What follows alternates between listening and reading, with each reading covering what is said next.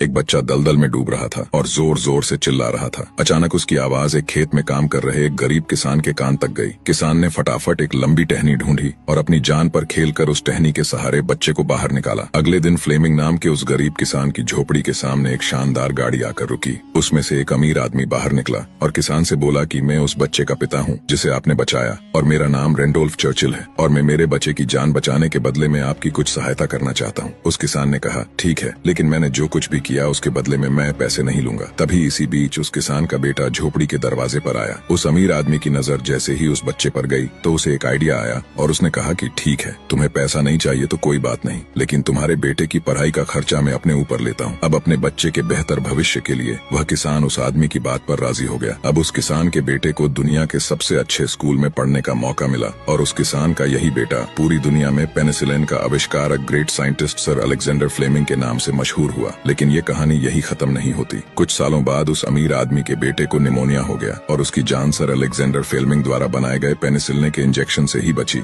और उस अमीर आदमी के बेटे का नाम था विंस्टन चर्चिल, जो 2 बार ब्रिटेन के प्रधानमंत्री रहे। दोस्तों, शायद इसीलिए कहते हैं कि कर्म हमेशा घूम कर आते हैं, इसलिए हमेशा दूसरों का अच्छा करें ताकि आपके साथ भी हमेशा अच्छा हो।